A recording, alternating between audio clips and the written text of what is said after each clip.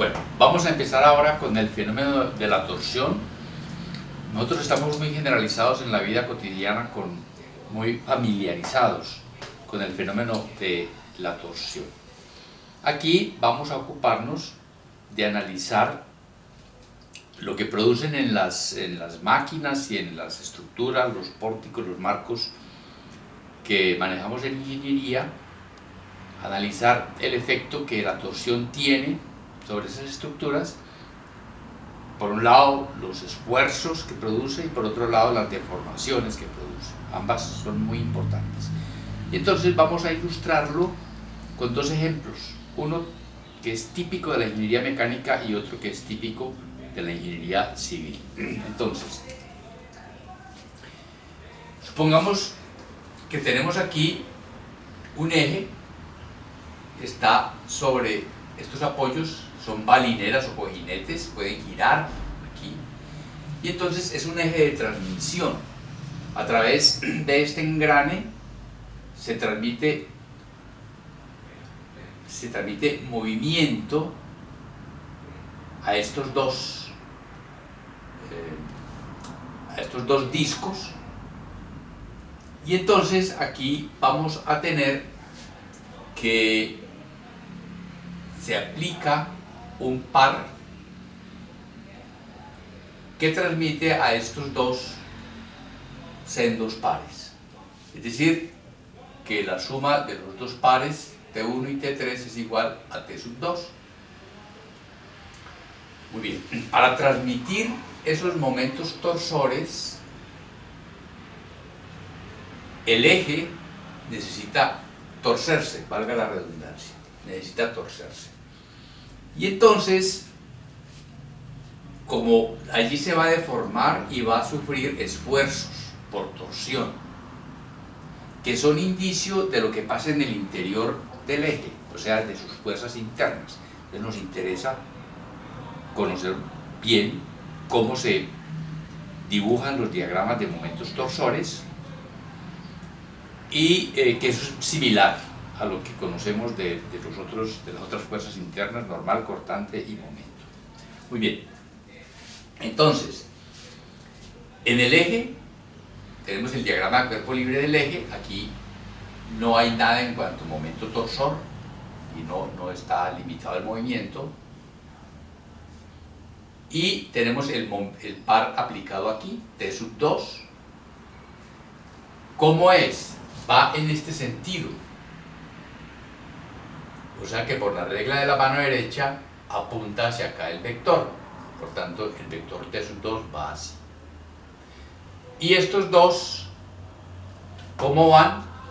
En este sentido, o sea, vienen así, regla de la mano derecha va hacia la derecha, y lo mismo para este.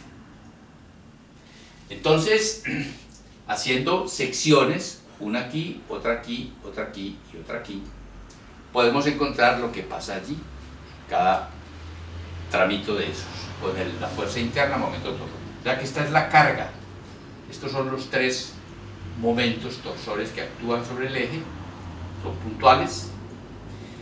Y entonces, si hacemos un corte aquí, pues vemos que no hay momento torsor. Si hacemos un corte aquí, vemos que hay un momento torsor positivo que es constante, vale T sub 3. Si hacemos un corte aquí vale 0, si hacemos un corte aquí, vemos que va en este sentido, o sea, en este sentido sería entonces negativo, el momento torsor lo tuerce en la otra dirección y vale T sub 1, y aquí entonces en este salto de este tramo a este tramo pasa de negativo a positivo, y esto que tenemos aquí, la suma de los dos en valor absoluto, es precisamente T sub 2. Hay un salto ahí, o sea que este se tuerce en un sentido y este se tuerce en el otro. Ese es entonces el diagrama de momento torsor, por supuesto en unidades de fuerza por unidad de longitud, para ese eje. Veamos el otro ejemplo. Se trata de una cubierta, un parqueadero o cualquier cosa de esas, una cubierta de hormigón de espesor constante, que está apoyado sobre una viga, y esa viga a su vez está apoyada en dos columnas. es lo que tenemos mostrado aquí.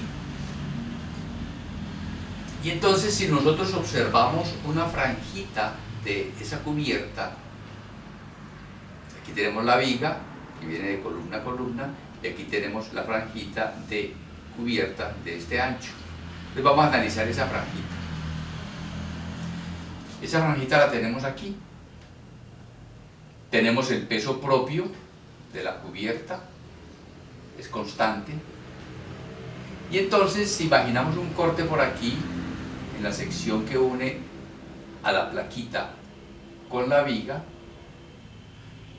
y observamos la plaquita como diagrama de cuerpo libre, vemos que aquí tiene que haber una fuerza hacia arriba y un momento así, un momento flector sobre la placa, flector sobre la placa.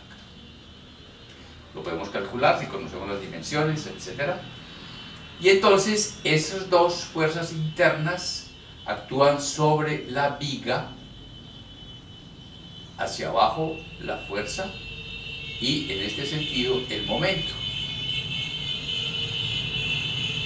Y entonces ese momento flector aquí se convierte en momento torsor en la viga. Y además es un momento torsor por unidad de longitud de la viga. Fíjense que estamos tomando una franjita nomás. Cada una de estas pesa producir un momento torsor también igual. Por tanto, este es un momento torsor distribuido. Es decir, que si nosotros tomamos el diagrama de cuerpo libre de la viga, entonces tenemos aquí que la columna le impide el giro, aquí también la columna le impide el giro, o sea que está como fija, y la carguita que recibe por torsión nomás, estamos trabajando únicamente con la torsión, es un momento torsor constante en toda la longitud, que está en unidades de fuerza por longitud, que es momento, sobre unidad de longitud de la viga. Y entonces aquí va a haber unas reacciones, por supuesto, en B y una reacción en A, momentos torsores puntuales allí. Y por la simetría del sistema, el sistema es estáticamente indeterminado, pero puede calcularse sin problemas. Nosotros tendríamos que el diagrama de momento torsor es este. Tenemos un máximo aquí y va disminuyendo linealmente. Aquí es 0 en la mitad y aquí va aumentando el negativo. Y esto vale pues la magnitud del momento torsor aquí sería T por la longitud sobre 2. Lo mismo este, T por la longitud sobre 2, siendo esta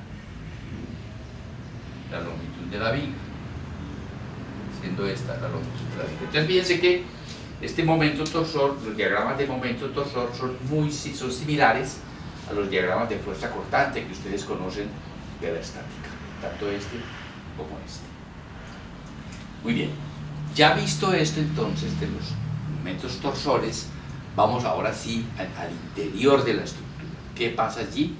Y vamos entonces a ver deformaciones por torsión de una barra de sección circular. Ojo, esto vale solamente para secciones circulares o para secciones tubulares circulares. Luego veremos, esto en general digamos, luego nos pasaremos a ese tipo de estructuras pero hechos de materiales linealmente elásticos. ¿Saben ustedes ya eso qué es? Y entonces aquí vamos a desarrollar dos cosas muy importantes, que es la fórmula de la torsión y el ángulo de torsión. Y luego entonces esto lo ilustraremos con un ejemplo. Ahí tendremos una primera parte. La segunda parte después, aquí pararemos la primera grabación. La segunda parte va a ser torsión no uniforme, y haremos también dos ejemplos sobre torsión no uniforme. Entonces, empecemos con deformaciones por torsión de una barra de sección circular. Tenemos una barra, entonces, recta, sección circular constante, sometida a dos pares de torsión iguales, uno en este extremo y otro en este extremo.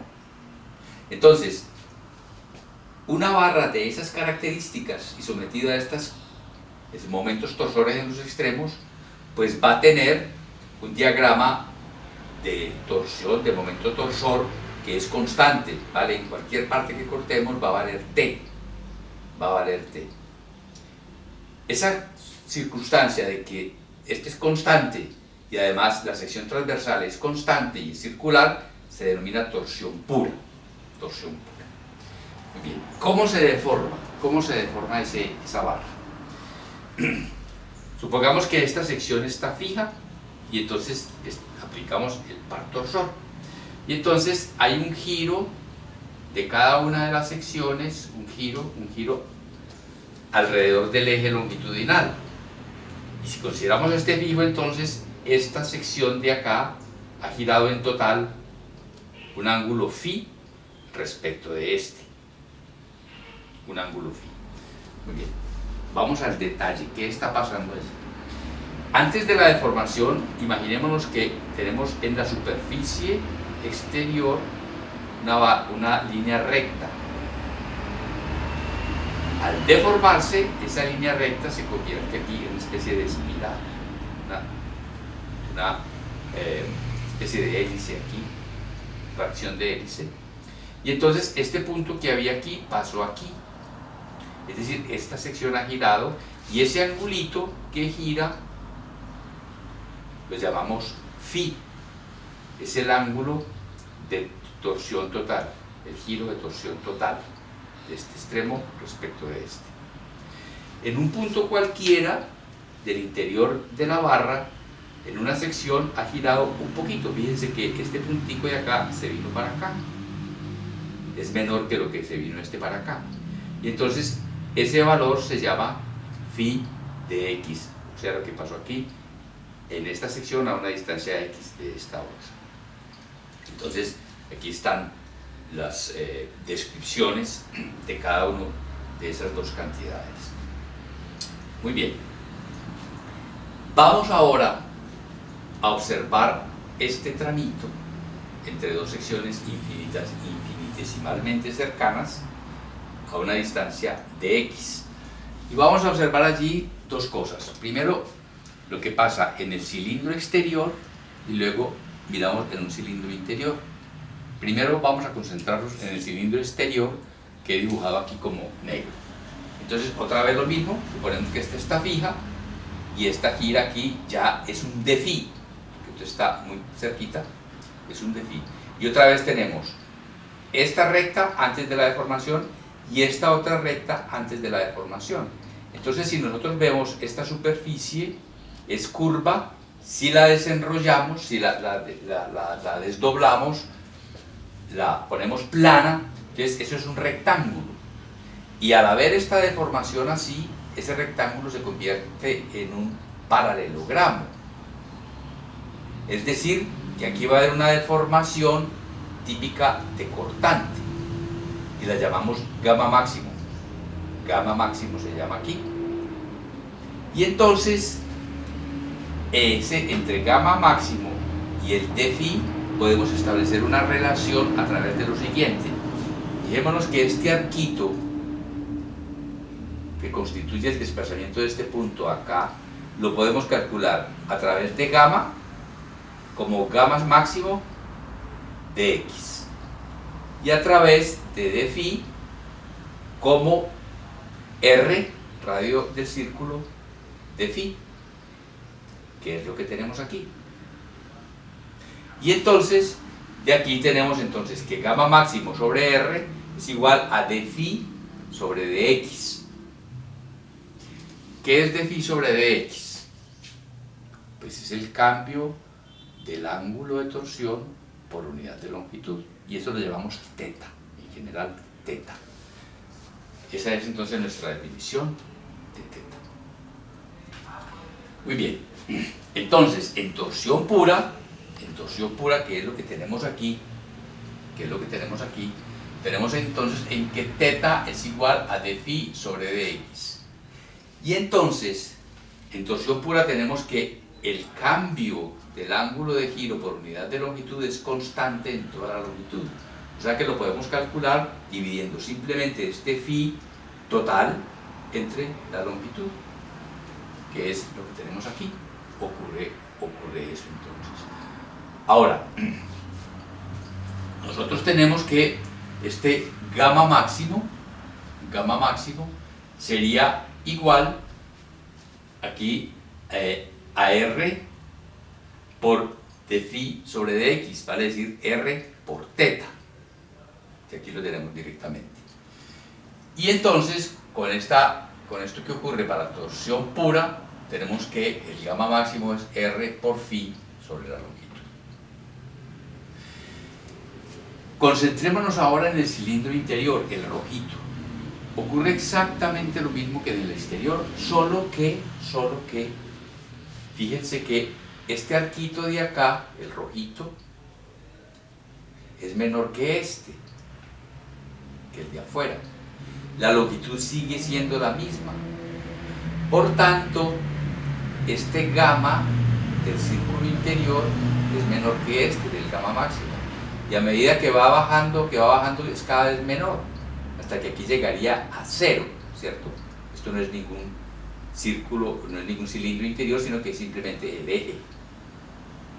Muy bien.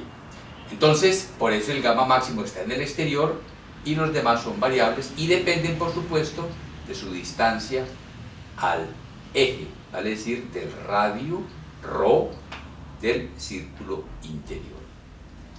Y entonces lo tenemos aquí, calculado este circulito, este arco de círculo rojito, con gamma y calculado con d phi, tenemos esta relación, gamma de x igual a ρ de phi.